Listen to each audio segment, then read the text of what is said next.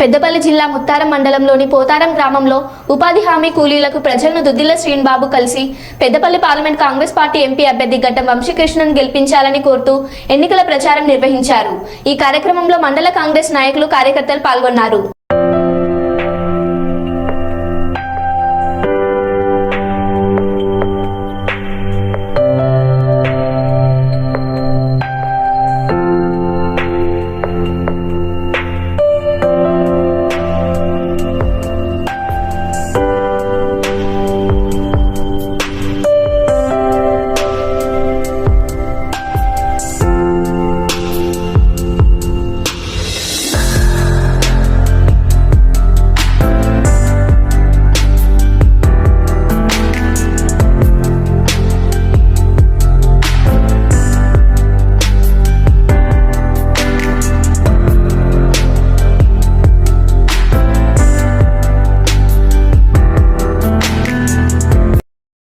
వచ్చినప్పుడు హైదరాబాద్లో కానీ హైదరాబాద్కి వస్తే కూడా రావద్దంట. ఎందుకు? ఖర్చు ఎందుకు పెట్టుకోవాలి?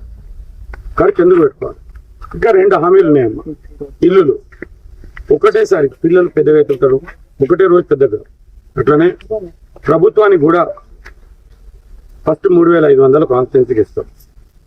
నేను గరీబ్ వాళ్ళు నాకు రావాలని అందరికీ ఉంటుంది.